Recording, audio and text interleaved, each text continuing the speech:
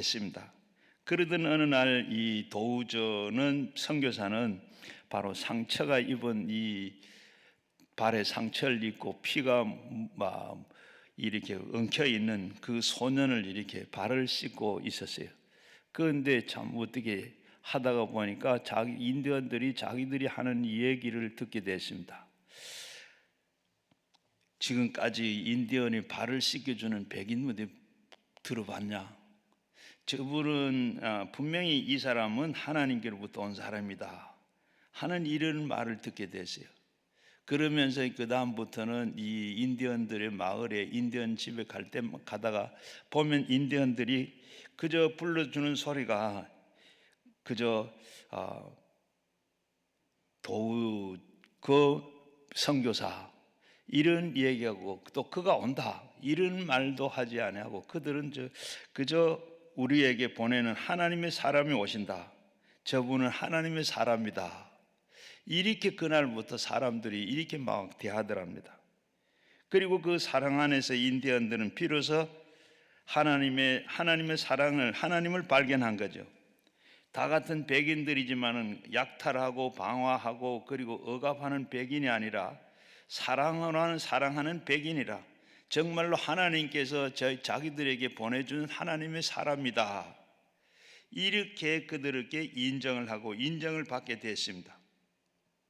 그들의 사랑 속에 인디언들은 하나님을 발견하게도 그들은 예수 그리스도 그 구주로 모시고 큰 변화를 체험하게 됐다 그럽니다.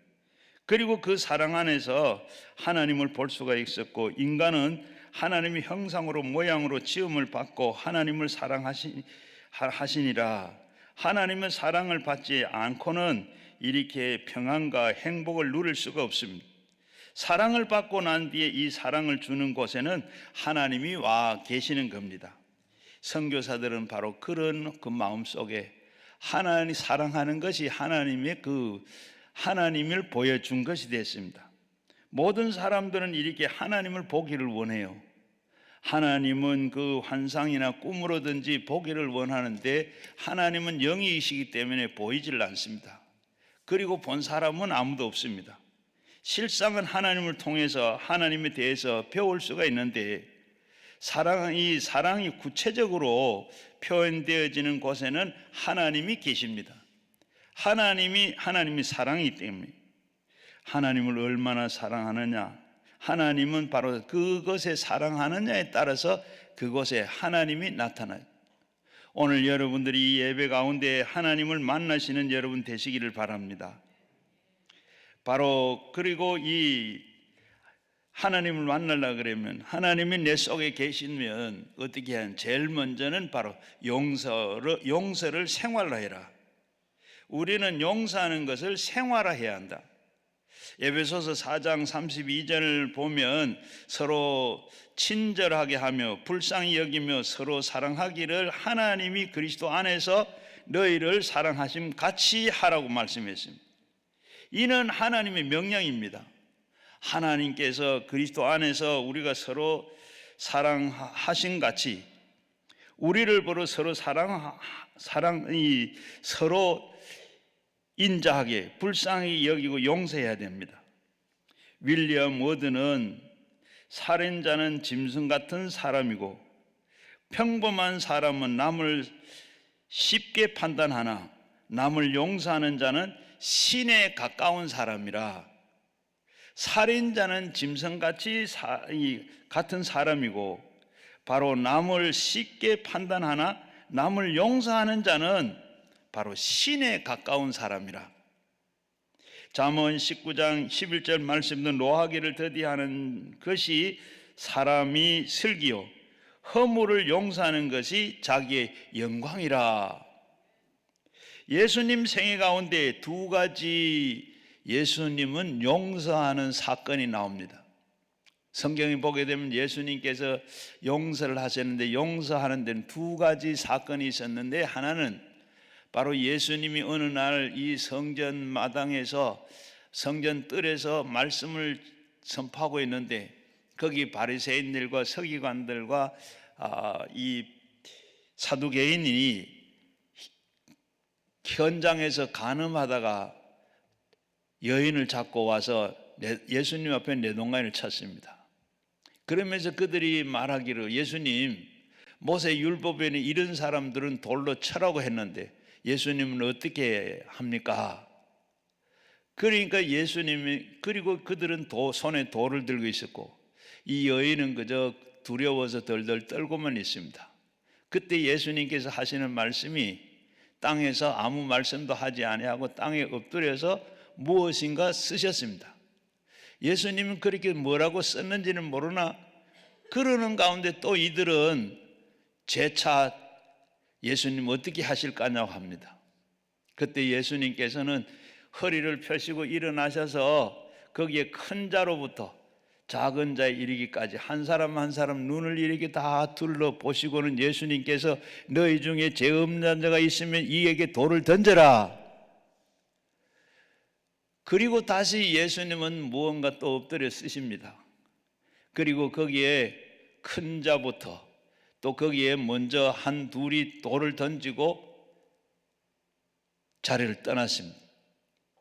그리고 한참 후에 다시 보니까 다 떠나고 아무도 없습니다. 돌만 던져져 있고, 그리고 예수님께서는 이 여인을 향하여 나도 너를 정죄하지 아니하니 너는 정죄하냐니 다시는 이런 죄를 짓지 말아라 하시고 예수님께서 보내주신 사건. 그리고 또 한 번은 예수님께서 마지막 십자가를 지시고 예수님께서 온갖 모욕과 고통을 주는 그 무리들을 향해 예수님을 십자가에 못 박은 그들을 향해서 아버지여 저들을 사하여 주옵소서, 저들은 자기의 죄를 모르고 저렇게 했으니 저들을 용서해 달라고 그랬습니다. 예수님은 극심한 고통 가운데서 하나님은 그들의 죄를 다 용서해 달라고 기도하셨습니다. 이처럼 용서하시는 것이 주님의 사랑이요 주님의 정신입니다. 우리에겐 남을 용서하기 위해서 우리가 먼저 십자가를 짊어져야 합니다. 우리가 자신의 고통을 담당하고 남을 용서할 수가 있습니다. 미국의 유명한 심리학자 아키발 디 하드는 용서란 나를 해친 사람에게 내가 원수를 갚을 수 있는 권리를 포기하는 것이 용서다. 한번 따라합시다. 용서는 나를 해친 사람에게 내가 원수를 갚을 수 있는 권리를 포기하는 것이다. 우리가 분명히 원수를 갚을 수 있는 능력이 있음에도 그 권리를 포기하는 것이 진정한 용서라고 말했습니다. 미움은 십자가에 못 박지 않고는 남을 용서할 수가 없습니다. 우리는 원수를 미워하고 싶은 그 충동을 받을 때가 있습니다. 원수가 잘못되었을 때 원수가를 심판받기를 원합니다. 원수가 불행을 당했으면 좋겠다 하는 생각을 가질 때가 있습니다. 그러나 원수를 미워하고 싶은 충동을 받을 때마다 우리는 원수를 잘못한 것과 그리고 원수의 심판받는 것을 원하며 원수가 불행을 당하는 걸 좋겠다 생각하지만 그럴 때마다 우리는 예수님의 십자가를 바라보면서 나의 부족을 깨닫게 됩니다. 우리 스스로 용서할 수 있는 그런 아랑이라는 것이 아닙니다. 예수님을 바라볼 때 우리는 용서할 수가 있고 바로 예수님의 십자가를 바라볼 때 용서할 수도 있습니다. 예수님은 나에게 용서해 주셨는데 용서받고 그리고 남을 용서 안 하면 주님께서 우리를 어떻게 하시겠습니까? 내 생애 속에 효과가 발생할 수가 있겠습니까? 예수 믿는 사람들은 용서하는 것이 용서를 위해서 태어난 사람들입니다. 반드시 바로 우리는 예수님을 믿는 사람이 용서하는 것이 우리의 운명입니다. 내가 용서받았기 때문에 용서해야 되는 거예요. 거울이 햇빛이 비치면 반사를 하게 됩니다. 반사하지 않는 거울은 거울이 아닙니다. 그처럼 우리가 예수 믿는 사람들은 주님께로부터 다 용서받은 사람이기 때문에 그 용서를 베풀고 살아야 됩니다. 남편과 아내, 아내와 남편, 부모와 자식, 자식과 부모 간에 서로 다 용서하고 이웃과도 용서하고, 오늘날 주님이 말씀하시는데 우리는 서로 다 용서하고 살으라고 말씀하고 있어요. 전에는 보면 이 신혼 부부가 바로 이혼율이 세계에서 1등이라 그랬습니다. 그런데 요즘 신혼 부부보다도 더 이 황혼 이혼이 더 많아졌다 그럽니다. 왜 이렇게 황혼 이혼이 많으냐? 서로 용서를 못하기 때문입니다. 어느 60대 가정에 이혼을 했어요. 이혼을 그저 도장을 찍고 이제 나오면서 변호사와 함께 저녁 식사를 하기로 했습니다. 그리고 이제 저녁 식사를 하고 있는데 그날 메뉴는 바로 통닭입니다. 남편이 통닭이 나오니까 벌떡 일어서 가지고 날개 쪽지를 뚝 띄가지고 부인에게 넘깁니다.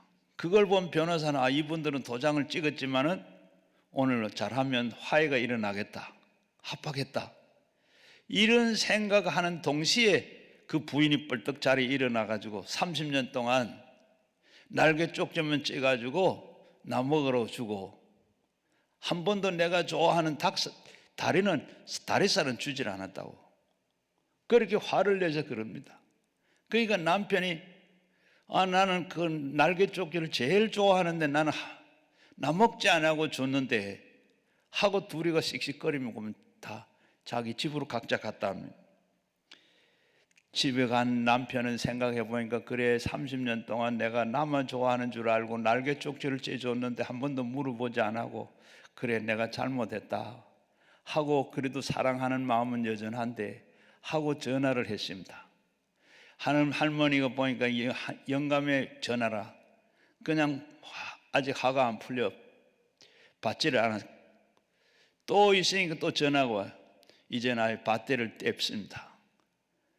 그리고 저녁에 자고 아침에 일어나서 생각하니까 할머니도 나 좋아하는 거는 바로 다리살인데 하고 그랬을 텐데 내가 한 번도 그 말 하지 못하고 그냥 자기도 먹지 않고 주는 그 닭살 그거 여전히 사랑하는 거는 여전한데 내가 잘못해서 그 마음을 풀어야지. 그리고 영감님에게 전화를 했더니 영감님 전화를 안 받습니다. 화가 단단히 났는가 보다. 또 다시 했는데 전화를 안 받아요. 화가 많이 났는가 보다 하고 전화를 끊고 있는데 좀 있으니까 낯선 전화가 왔습니다. 할아버지가 돌아가셨어요. 성걸음이 막 달려가서 보니까 할아버지는 어제 입은 옷 그대로 누워서 돌아가셨습니다. 떨어져 있는 핸드폰을 보니까 문자가 적혀 있는데 미안해, 사랑해, 이 문자가 적혀 있습니다. 여러분 이 다리살이면 어떻고 날개살이면 어떠세요? 그거 조금 이해하고 살았으면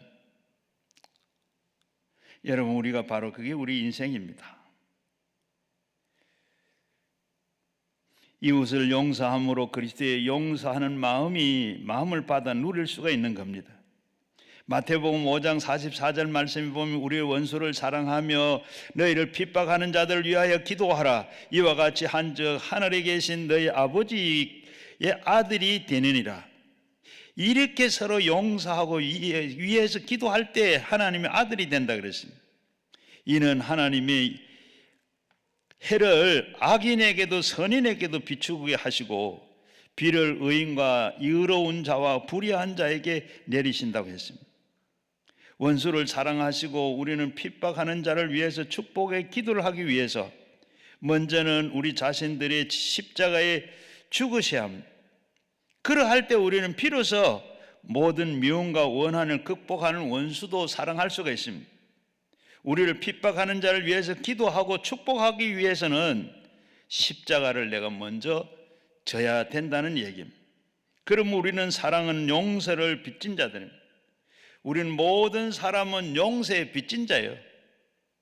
우리가 예수님이 가르친 기도를 보면 우리가 우리에게 죄 지은 자를 사하여 준 것 같이 우리의 죄를 사하여 주옵시고 우리를 시험 들게 하지 마옵시고 다만 악에서 구하소서. 나라와 권능이 영광이 아버지께 영원히 있사옵나이다. 아멘. 너희가 이 사람을 잘못을 용서하면 너희 하늘에 계신 아버지께서도 너희의 잘못을 용서하려니와 너희가 사람에게 잘못을 용서하지 아니하면 너희 아버지께서도 너희 잘못함을 용서하지 아니한다고 했습니다. 용서는 이웃과의 관계에서만 하나님께서 용서해 주시는 겁니다. 우리가 이웃을 용서하지 않으면 하나님께서는 우리의 잘못을 용서하지 아니하신다고 했습니다. 용서하지 않으면 하나님과 우리 사이에 막혔던 담이 다 있어서 우리의 기도를 막아버린 겁니다. 용서란 우리가 해도 되고 안 해도 되는 게 아니고 하나님과 더불어 살고 있는 하나님의 은혜를 받았으면 하나님 나라에 들어가기를 원한다면 하나님의 사람이라면 반드시 지켜야 할 하나님의 명령입니다. 베드로가 마태복음 18장 12절 말씀 이하에 보게 되면 베드로가 예수님께 자기에게 잘못한 사람이 있으면 얼마나 용서해 줘야 됩니까? 7번 하면 되겠습니까? 그때 예수님이 하신 말씀이 뭐죠? 70번이라도 7번까지 용서해라. 이 말씀은 굉장한 의미가 담겨 있습니다. 베드로는 7번이라고 그랬어요. 7번 용서하는 큰 게 생각을 했습니다. 왜냐하면 유대인들은 용서에 대한 인식이 바리새인들에게 2번, 그리고 이 랍비에게는 3번, 우리에게도 이런 비슷한 말이 있습니다. 누군가가 우리에게 잘못하면 참아도 몇 번? 한두 번이지. 우리에게도 이렇게 이런 말이에요. 바로 유대인들에게는 2번, 그리고 랍비에게는 3번, 우리 말에도 2-3번, 한두 번. 이런데 한두 번 정도인데 용서하지 못합니다. 그런데 당시 상황을 보면 베드로는 7번에는 용서하려고 대단히 많은 용서를 베풀었습니다. 그런데 예수님께서는 70번을 7번까지 해라. 이 말씀은 뭐요? 한없이 용서하라는 말씀입니다. 베드로는 인간적인 한계를 가지고 말했지만 예수님께서는 그 한계를 정하지 말고 무한정으로 용서하라는 겁니다. 황해도 봉산군에 계동교회라고 교회가 있었는데 이 교회는 유교 전후로 해가지고 교회 장로가 7명이 있었는데 4명이 순교를 했습니다. 그 가운데 강덕희 장로님은 교회를 지킨다고 해서 공산당에게 잡혀가지고 나무에 묶여가지고 그냥 개 패듯이 패고 눈이 빠지고 맞아서 그냥 죽었다고 그럽니다. 그리고 난 뒤에 얼마 있어서 바로 우리 이 국군이 진격을 해왔습니다. 그리고 아직까지 공산당이 도망을 다 가지를 못했습니다. 그때 잡힌 공산당을 바로 국군들은 잡아가지고 그 강장로의 이 얘기를 듣고 나무에다가 묶어놔 놓고 그 아들에게 원수를 갚을 수 있는 기회를 준다 그러면 총을 줬습니다. 그런데 이 강장로의 아들은 아버지를 죽인 그를 순간적으로 아버지께 돌아가신 그 모습을 떠올려 마음을 진정시킬 수가 없습니다.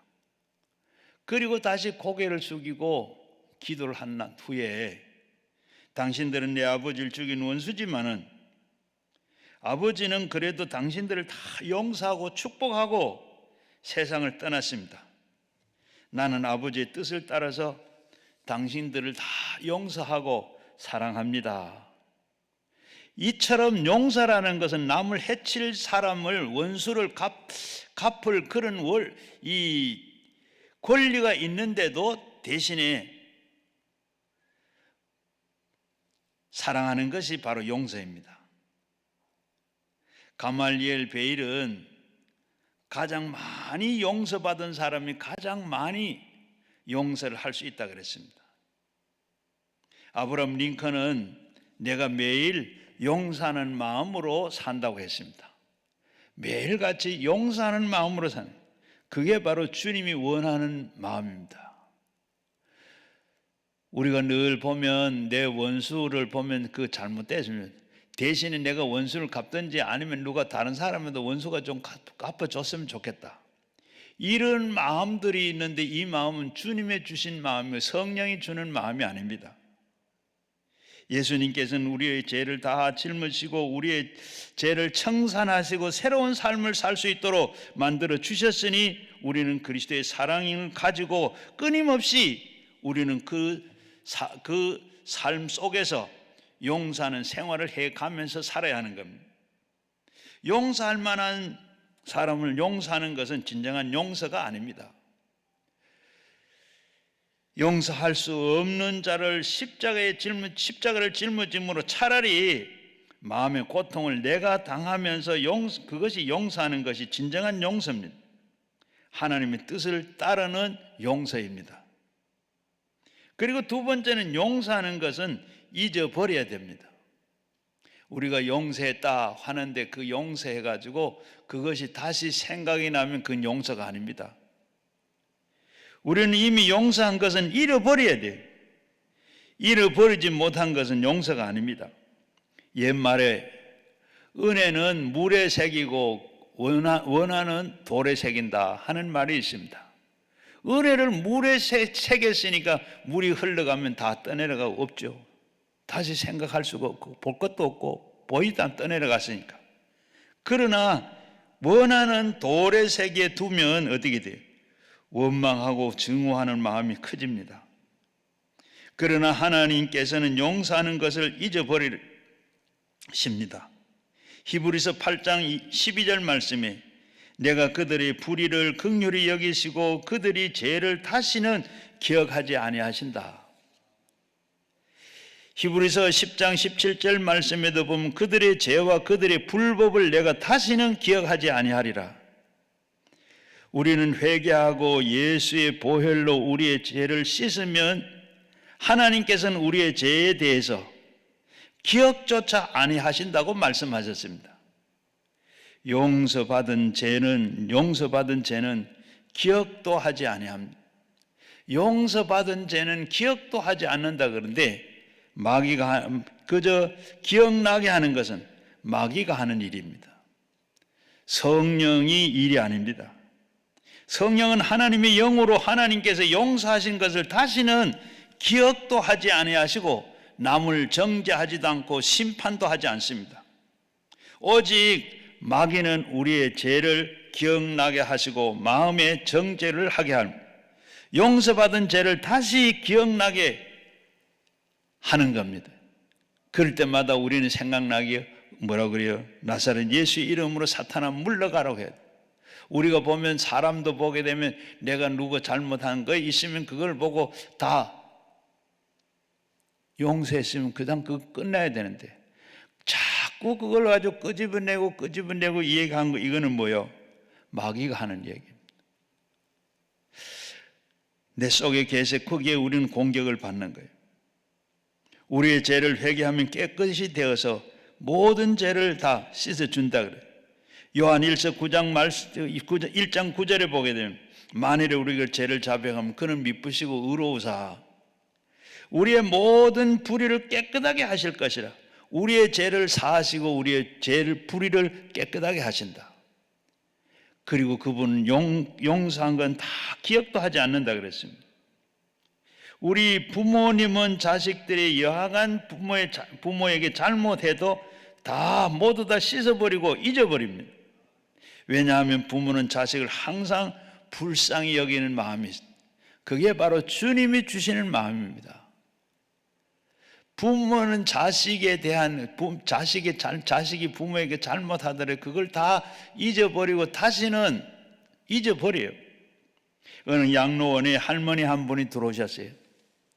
이 할머니는 할머니가 바로 치매 기운이 있다고 해서 아들을 바로 양로원 앞에 가 버렸습니다. 그런데 양로원에 도는 이 할머니에게 양로원에서는 주소가 어디며 자녀들이 있느냐, 자녀들이 이름까지 물었습니다. 그런데 이 할머니는 아무 대답이 없어요. 그리고 이 할머니는 이 양로원에 들어오면서 조그마한 보따리 하나 가져오더래요. 이 보따리를 그냥 늘 끌어안고, 이건 절대로 놓지를 않고 누구에게 주지를 않습니다. 잘 때도 그 보자기를 베개로 삼아서 주무시고 그랬습니다. 그러던 어느 할머니가 세상을 떠났어요. 장례를 치르기 위해서 양로원에서 이 보자기를 풀어보니까 그 보자기 안에 돈이 500만 원이 들어있었습니다. 그리고 거기에 또 보니까 아들의 주소와 전화번호와 이름이 적어 놓아 있습니다. 그리고 내가 죽거든 우리 아들에게 전해달라고 하고 이렇게 적혀 있습니다. 그 아들은 어머니를 내버렸지만은 어머니는 그 아들을 잊어버리지 못하고 다 용서했습니다. 기억도 하지 아니하고 자신에 대한 전 재산을 아들 주려고 그렇게 끌어안고 그렇게 살았습니다. 양로원 측에서는 이 아들을 수소문해서 찾았습니다. 그리고 보면 이 아들이 고등학교 선생님입니다. 그리고 어머니는 늙어서 치매 증세가 있다고 해서 양로원에 갖다 버렸어요. 그 아들 어머니의 보따리에서 나온 돈을 양로원에서 전해줬습니다. 그런데 이 아들은 장례식에도 나타나질 않았어요. 부모의 마음은 이처럼 항상 자식을 불쌍히 여기고 자식의 죄를 묻어주고 용서하고 잊어버립니다. 하나님의 마음도 하나님의 사랑도 그렇습니다. 우리가 그렇게 잘한 것도 있지만 하나님 앞에 잘못한 게 너무 많아요. 그런데 하나님께서 우리를 불쌍히 여기시고 다 용서하시고 회개하면 하나님께 다 용서해 주셨어요. 시편 103편 10절 말씀에 보면 우리의 죄를 따라 우리는 처벌하지 아니하시며 우리에게는 죄악을 따라서 우리에게 그대로 갚아주시지 아니하셨느냐. 이는 하늘에서 땅에서 높임같이 그를 경외하는 자에게 그 인자하심이 크심이로다. 동이 서에서 먼 것 같이 우리의 죄과를 우리에게 멀리 옮기셨으며 아버지는 자식을 긍휼히 여기신 같이 여호와께서 자기를 경외하는 자들 긍휼히 여기나니 이는 그가 우리의 체질이 아니시며 우리가 단지 먼지뿐임이라 기억함이로다고 말씀했습니다. 부모는 자식을 불쌍히 여기는 것이 하나님의 마음이고 우리를 불쌍히 여기는 겁니다. 부모가 자식을 잘못하면 잊어버리는 것과 같이 하나님께서도 우리의 잘못한 것을 다 용서하시고 잊어버리신 줄로 믿습니다. 그걸 깨달아야 돼요. 미가 7장 19절 말씀에 다시 우리를 불쌍히 여기시고 우리를 죄악에서 발로 씻어 밟으시고 우리로 우리의 죄를 깊은 바다에 던지셨느니라. 우리의 죄도 하나님께서 발로 밟으시고 깊은 바다에 던져버리셨다. 하나님께서 용서하시는 것은 우리를 다 용서하시는 겁니다. 그리고 잊어버립니다. 하나님께서 용서하신 사람은 우리도 기억도 하지 않는다고 했습니다. 시편 43편 25절에 보면 나 곧 나를 위하여 내 허물을 도말하는 자니 내 죄를 기억도 하지 아니하시리라. 중세의 어느 수도원의 원장이 있었는데 이분은 특별한 은사를 받았습니다.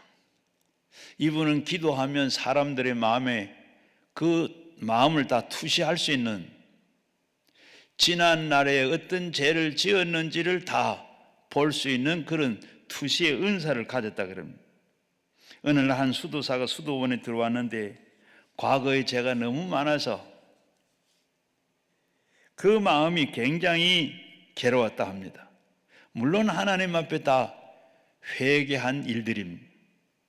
그런데 특별히 은사를 받은 이 원장님 앞에 나오니까 두렵기도 하고 내 죄를 다 아시는데 어떻게 할까?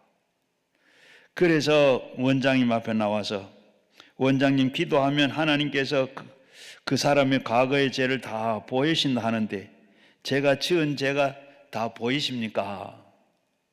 그러니까 원장님이 며칠 후에 다시 오라고 하더랍니다. 그래서 며칠 후에 원장님을 두려운 마음으로 품고 원장님을 찾아갔습니다. 그때 원장님이 하시는 말씀이 하나님께 기도하니까 당신의 과거의 죄가 다 회개했으므로 죄가 없다 합니다. 그리고 덧붙여서 하는 말이 하나님께서 죄가 없다 하시는데 당신은 자꾸 자신의 죄인이라고 이렇게 말하는데 이것은 하나님을 거짓말쟁이로 만드는 겁니다. 이후로부터 그는 완전한 죄사함을 받았다고 깨닫고 그런 마음이 평안해졌다 그럽니다. 하나님께서 우리가 죄를 짓고 회개하면 하나님께서는 다 용서하시고 회개했으면 용서하고 그래요. 그런데 우리는 계속해서 그게 죄에 묶어서 있는 거, 이것은 하나님을 거짓말쟁이를 만들고 하나님 믿는 믿음이 아닙니다. 우리가 하나님 앞에 회개한 것은 진심으로 회개했으면 다시는 그것은 하나님께서 다 받으시고 용서하시고 그리고 우리는 거기에 대해 매여 있을 필요가 없습니다. 계속 붙들고 있는 것은 뭐라 그러세요? 그건 하나님이 아니고 성령이 아니고 악한 마귀가 우리에게 주는 마음이고 믿음이다. 오늘 우리는 그걸 생각해요.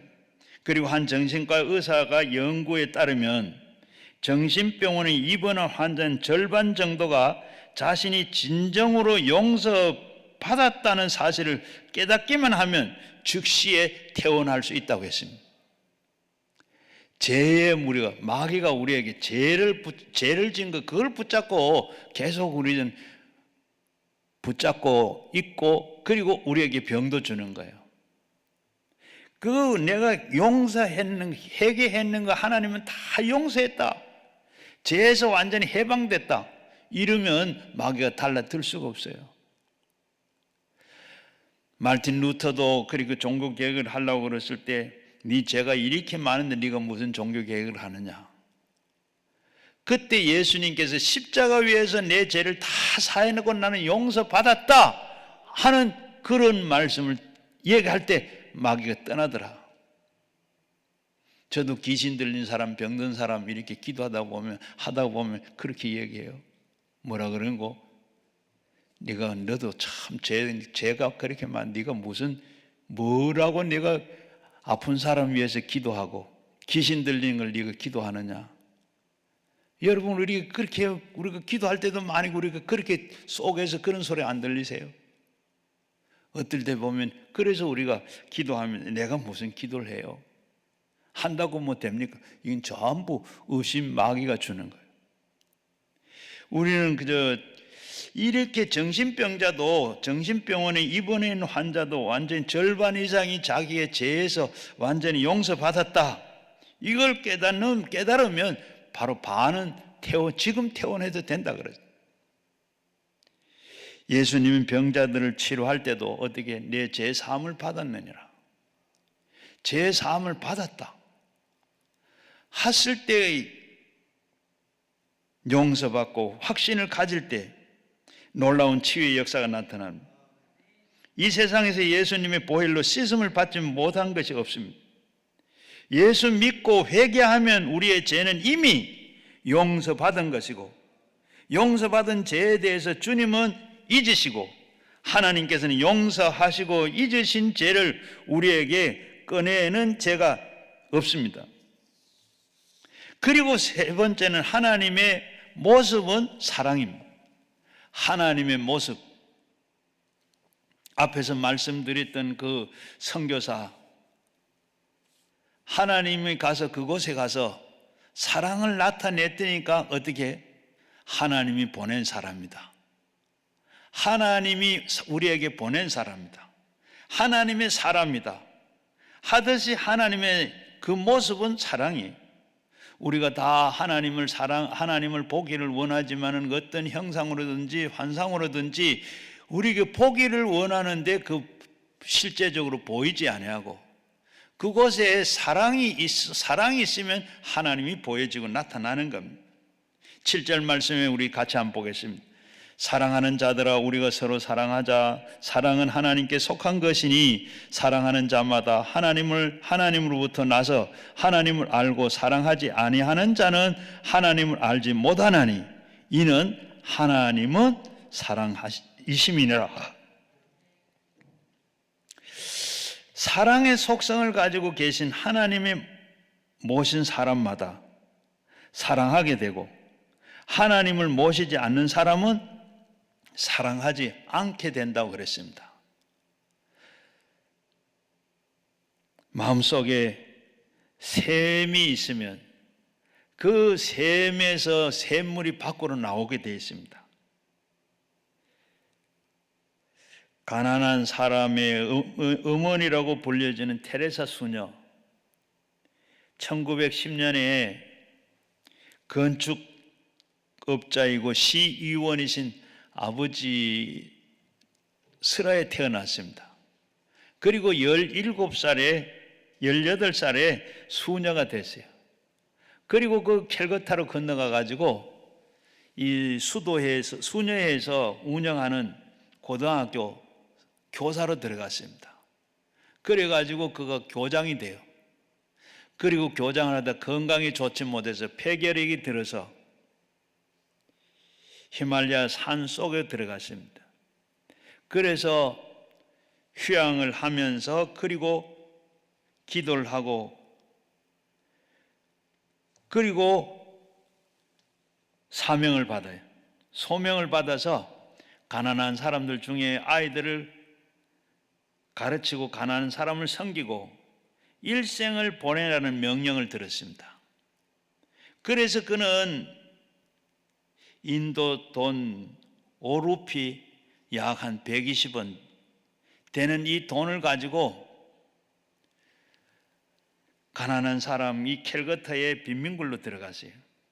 테레사 수녀는 아이들을 가르치고 길거리에 죽어가는 사람들을 데리다가 그들을 섬기고 살았습니다. 이렇게 하다가 그 공로로 인정을 받아서 1979년에 노벨 평화상을 받게 돼요. 그 수상식을 하는데 이 축하연에 그 비용을 그리 쓰지 아니하고 가난한 사람들을 위해서 쓰겠습니다 하고 그 수상식에 갔어요. 그녀가 실천한 그 사랑의 삶의 안에서 하나님께서 하나님의 그 사랑을 볼 수가 있습니다. 하나님의 속성은 사랑이시라. 사랑을 통해서 하나님을 볼 수가 있어요. 밀림의 성자라고 불리는 알바이처 수바이처, 이 수바이처는 바로 이 1875년에 목사님 가정에 태어났습니다. 자랄 때는 아주 유복하게 자랐어요. 그리고 그는 대학에서 신학과 철학을 공부하게 됐습니다.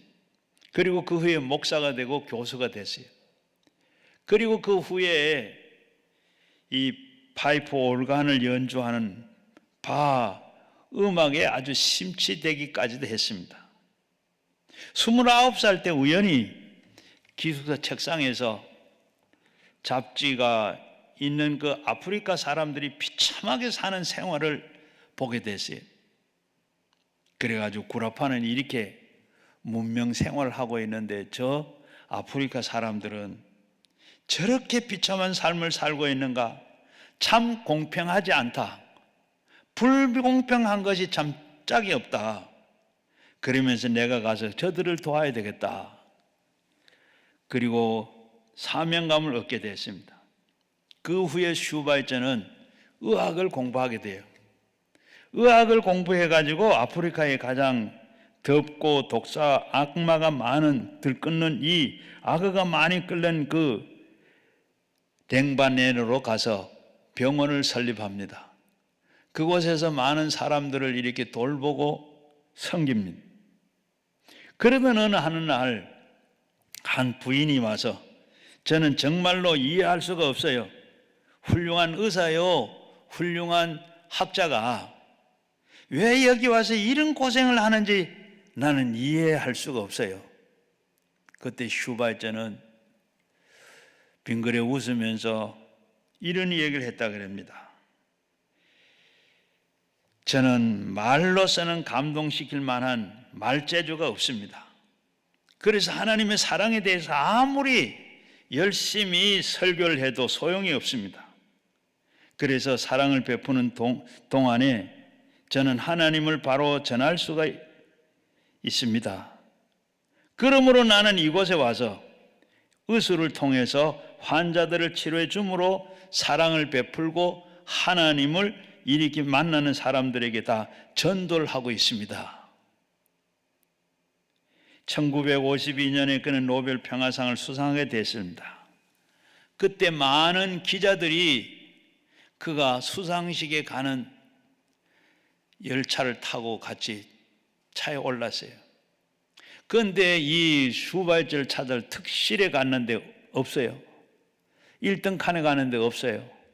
2등 칸에 가도 없어요. 참 이상하다 하고 3등 칸에 갔는데 그때 청진기를 목에 걸고 그 불쌍하고 가난한 사람들 그 열차간에서 수상식을 하러 가는 그때도 쉬지 아니하고 바로 그들을 돌보고 있었다 그럽니다. 그래서 기자들이 깜짝 놀라고 어떻게 박사님이 특등실에 1등 칸에 2등 칸에 가도 안 계시고 이렇게 빈민들이 빈한 사람들이 타는 이 칸에서 이 환자들을 지금도 이렇게 돌보고 계십니까? 그러니까 그 슈발츠 하는 말이 나는 내가 즐길 곳을 찾아대고 살아온 것이 아니라 내가 나를 필요하는 사람들을 찾아다니면서 살아왔다고. 지금도 이 사람들에게 나를 필요로 하기에 내가 지금 이 천민이 타고 있는 이 기차칸에서 내가 저들을 돕고 있다고 그렇게 말을 했다 그럽니다. 많은 사람들이 아프리카의 이 삶 속에서 나타난 하나님의 사랑을 볼 수가 있었습니다. 페스타탈로치는 사람들은 서로 사랑 속에서 있을 때 하나님을 가까이 하신다고 했습니다. 톨스토이도 이 세상에서 하나님을 본 사람은 하나도 없다. 그러나 만일에 우리가 사랑한다 그러면 서로 사랑한다고 하면 하나님이 우리 가슴 속에 머무르 있다. 하나님을 사랑을 통해서 천지 만물을 지으시고 우리의 인생을 돌보시고 계십니다. 사랑이 있는 곳에는 하나님이 계십니다. 이웃을 사랑하고 돌보아줄 때 그곳에 하나님이 계십니다. 바로 사랑이 역사하는 곳에는 언제나 그곳에는 하나님이 계십니다. 그리고 네 번째는 십자가의 예수님을 통해서 나타난 하나님의 참모습입니다. 십자가에 예수님께서 못 박히고 죽으시는 그것이 바로 하나님의 참사랑의 모습이라. 누구도 할 수 없는 그 사랑. 하나님의 그 사랑이 바로 예수님께서 하셨습니다. 9절에서 10절에 보면 하나님을 사랑은 우리에게 이렇게 나타난 바 되었으니 하나님은 자기의 독생자를 세상에 보내심은 그로 말미암아 우리를 살리려고 하심이라.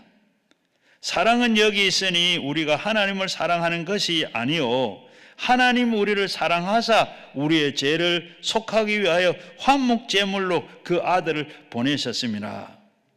하나님의 사랑이 어떻게 나타났죠?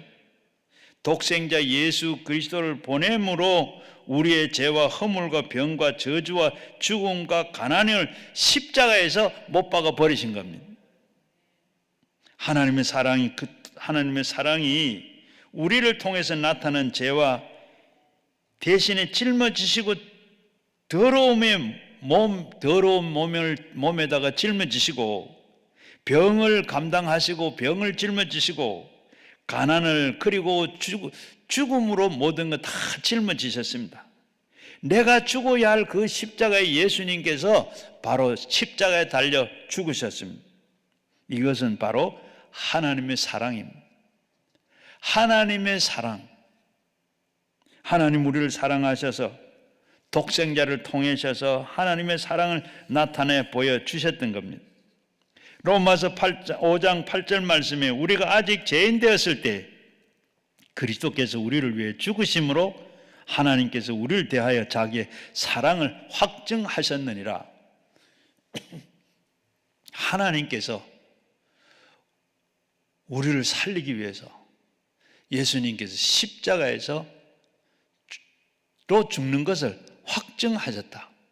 우리를 사랑하기 때문에 하나님께서 그렇게 희생하고 하나님께서 죽으시기로 그렇게 결심을 하신 것이 그대로 사랑으로 확정됐더라. 다섯 번째는 하나님의 사랑의 속성입니다. 11절 12절을 보게 되면 사랑하는 자들아 우리가 하나님 이같이 우리를 사랑하셨은즉 우리가 서로 사랑하는 것이 마땅하도다. 어느 때나 하나님을 본 사람이 없으되 만일에 우리가 서로 사랑하면 하나님이 우리 안에 거하시고 그 사랑이 우리 안에 온전히 이루어진다고 말씀하셨듯이 하나님의 사랑이 우리 안에 오시면 우리도 사랑할 수가 있고 그 사랑을 살면서 역사하게 되는 줄로 믿습니다. 하나님의 사랑은 허물을 덮어주시고 사해 주시는 그런 속성이 있습니다. 하나님의 사랑은 우리를 다 덮어주시고 사랑을 다 하시는 그것이 하나님의 속성입니다. 시편 103편 13절 말씀에 아버지가 자식을 긍휼히 여긴 같이 여호와께서도 자기를 경외하는 자를 긍휼히 여기신다고 한 것처럼 우리를 불쌍히 여기시고 허물을 덮어주시는 겁니다. 잠언 10장 12절 말씀에도 미움은 다툼을 일으켜도 사랑은 허물을 바로 가린다고 했어요. 오늘 우리가 교회에 나와서 보면 미워하는 사람은 자꾸 어떻게 해요? 벌거벗기고 그리고 다투고 논쟁을 합니다. 그러나 사랑은 어떻게 해요? 허물을 덮는다고 그래요. 베드로전서 4장 8절 말씀에 무엇보다도 뜨겁게 서로 사랑할지니 사랑은 허다한 죄를 덮느니라. 여러분 우리 교회에서도 보면 그래요. 어떤 사람은 와가 누구를 보고 자꾸 깨닫고 드러내고 못한 거면 드러내고 자꾸 또 목사님이 잘못한 것 그만 자꾸 온전하지 못한 것 그만 자꾸 밝히는 사람. 그거는 하나님 주신 마음이야. 하나님 주신 마음 뭐라고요? 덮는다. 사랑은 덮는다. 모든 것을 덮어주고 갈아주고 그래요. 우리 교회 안에 저는 목회할 때 그래 권사님들은 스폰지 권사님이 돼야 된다. 교회 안에서 보게 되면 이런저런 말이 얼마나 많이 말도 안 되는 말, 상식도 안 되는 말 그리고 어떨 때 보면 금방에도 가진 생각도 못한 말을 해요. 그럴 때 어떻게 해요? 권사님은 이렇게 보던 그런 말이 다 돌아오면 이건 상식도 안 말이 아니다. 그러면 스폰지가 물을 다 빨아들인 것처럼 그래 뚝딱 거기서부터 권사님 거기 오면 더 이상 말이 안 나가. 오늘 우리는 이렇게 그게 바로 주님이 주신 사랑이요. 사랑은 모든 것을 다 덮는다. 하나님 앞에서 우리는 그것을 알아야 돼. 갈라디아서 5장 1절 말씀에 보면 그리스도께서 우리를 자유롭게 하려고 자유를 주셨으니 그런즉 굳건하게 서서 다시 종의 멍에를 매지 말아라. 하는 말씀과 같이 하나님의 속성은 바로 우리가 자유를 주시는 겁니다. 하나님께서 우리에게 자유를 주시고 묶여 사는 것을 하나님 원치 않아요. 죄의 종으로 묶여 사는 걸 원치 않으시고 병에 묶여서 사는 걸 원치 아니하시고 가난에 묶여 사는 걸 원치 아니하시고 하나님께서는 평생을 우리가 묶여 살기 하는 것을 원치 않아요. 하나님 저주에 묶여 사는 것을 원치 아니하시고 거기에 종살이 하는 것을 하나님 원치를 않아요. 이 시간 여러분 묶여 있는 모든 것에서 풀려나는 여러분 되시기를 주의 이름으로 축원합니다. 사랑의 속성은 바로 이 심신을 치료하심. 하나님께서는 우리의 치료하시는 하나님이심. 하나님은 바로 나의 이름은 여호와 라파라. 나는 치료의 하나님이라. 하나님은 아들 예수 그리스도를 통해서 하나님은 사랑을 나타내시고 예수님은 오셔서 우리에게 사역하셨는데 그 사역이 3분의 2가 예수님께서 병을 고치시고 귀신을 쫓아내는데 그 사역을 하셨습니다. 그리고 예수님께서 마지막 죽으시고 부활하시고 승천하시고 하시면서 부탁한 것도 유언으로 남기신 말씀이 뭐예요? 제일 먼저는 귀신을 쫓아내고 병든 자에게 손을 얹어 나으리라. 병든 자를 낫게 하고 병 고치는 고치고 그리고 귀신 들린 사람을 쫓아내라고 그랬습니다. 주님은 치료를 원하십니다. 스페인 바르셀로나의 출신인 이 호세 까레라스, 루치아노와 그 파파로티, 플라시토의 도밍고, 이들은 세계적인 성악가 중에 한 사람입니다. 그 가운데 이 은빛 테너라고 불리던 한때에 그가 불치의 병이 걸린 일이 있습니다. 성악가로서 명성을 최고조로 달했을 때 1987년에 나이 41살에 오페라 나보메의 주인공으로 연습을 하다가 한참 연습을 하다가 쓰러졌어요. 병원에 실려갔습니다. 그래서 병원에 실려갔는데 의사는 고개를 흔들면서 가능성이 없다고 그랬습니다. 이제는 꼼짝없이 끝났구나. 그렇게 생각하는데 문득 성경 말씀이 기억이 났습니다. 성경을 늘 읽는 것을 잃어버리곤 그랬는데 이 성경 말씀이 생각이 납니다. 하나님 앞에 그저 하나님 말씀이 생각하는데 나는 너의 의사다. 하나님은 바로 문득 생각나는 말씀이 성경을 늘 읽지를 안 하고 했는데 의무적으로 들었는데 나는 너를 치료하는 여호와. 나는 너를 치료하는 여호와. 그 말을 쓰면 나는 너의 의사다. 능치 못함이 없는 하나님께 소망이 있었습니다.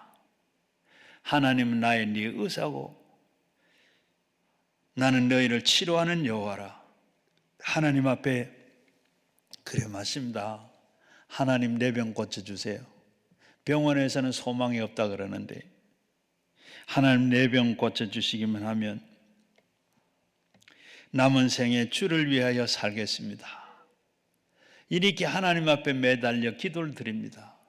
하나님 앞에 그렇게 기도하는데 머리가 빠지고 손톱이 잘려나가고 발톱이 잘려나가고 이런 가운데도 포기하지 아니하고 하나님 앞에 기도하고 찬송하고 멈추질 않았습니다. 계속 찬송하고 기도하고 하나님 살려주세요. 살려주시면 남은 생에 하나님 주를 위해서 살겠습니다. 골수 이식 수술과 힘든 이 화학 치료를 다 믿음으로 잘 견뎌냈습니다. 하나님 은혜로 백혈병이 나았습니다. 하나님 은혜로 백혈병은 난 이 까라레스 자신을 살게 된 하나님의 그 직접 하나님께서 내게 새 생명을 주었기 때문에 하나님 감사합니다. 그리고 내 재산을 이제는 다 정리해서 바르셀로나의 호세 까레라스 백혈병 센터를 내가 세우겠습니다.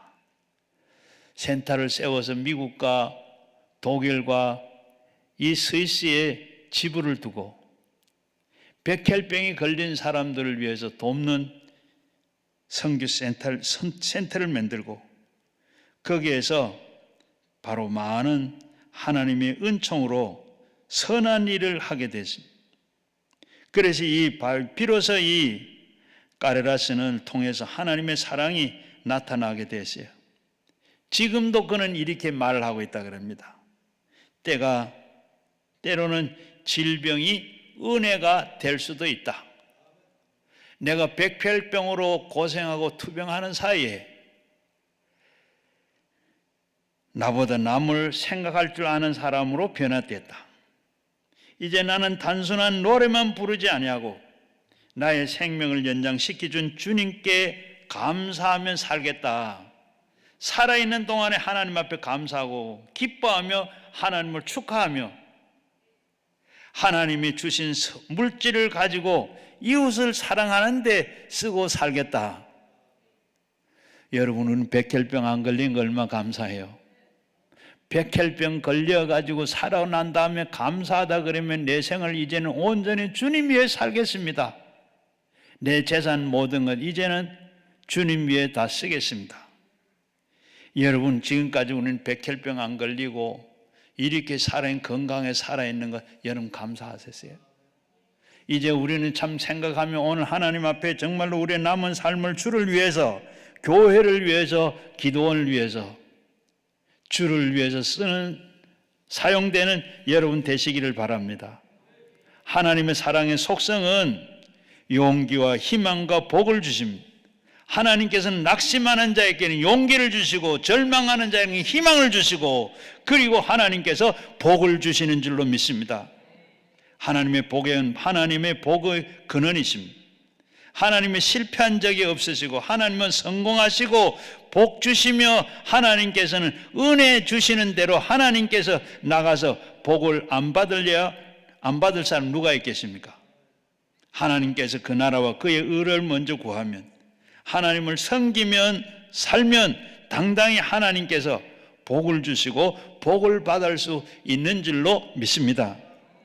예레미야 29장 11절 말씀에 여호와의 말씀이시니라 너희를 향하여 너희 생각을 내가 아나니 평안이요 재앙이 아니니라 너희는 미래의 희망을 주는 것이니라.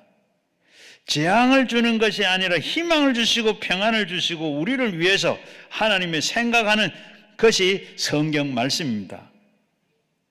예수님은 우리의 용기고 희망이요 복이 된다는 것을 우리는 알기 위해서 주의 이름으로 바로 아시기를 주의 이름으로 축원합니다. 여러분, 우리는 사랑의 속성은 영생의 천국을 주시는 겁니다. 하나님은 우리에게 사랑하시기 때문에 어찌든지 우리의 시간과 저 건너편에 영혼이 이 제한된 공간과 그리고 저 건너편에 무한한 세계에서 살기를 원하십니다. 주님께서는 우리의 그냥 살다가 사라지는 길을 원치 아니하시고 고린도후서 5장 1절 말씀에 보면 만일에 땅에 있는 우리의 장막의 집이 무너지면 하나님께서 손으로 지으신 집이 아닌 하늘에 있는 영원한 집에 우리가 있기를 안다고 사도 바울은 말했습니다. 우리의 소망은 바로 이 세상에서 끝나는 것이 아니라 하나님께서 지어진 그 집에서 영원히 사는 것이 바로 우리의 꿈이요. 그 꿈은 바로 하나님의 속성입니다. 하나님이 그렇게 원하시고 하나님께서 그렇게 해 가시는 줄로 믿습니다. 그래서 우리는 그 사랑, 그 뜻을 알아서 이제 남은 삶을 온전히 주만 바라보시고 주를 위해서 살아드리는 여러분의 삶이 되어 평안하고 기쁘고 소망이 넘치는 우리의 삶이 되기를 주의 이름으로 축원합니다. 기도하겠습니다. 우리 하나님의 속성을 알고 하나님께서 뭘 원하시는지 하나님 우리와 함께 하는 것을 아시고 하나님을 그 하나님 알아 이 시간에 우리 살도록 꿈을 우리가 가지고 그리고 또 가지고 나온 기도 제목과 함께 우리 주여 삼창하시고 함께 기도하겠습니다. 주여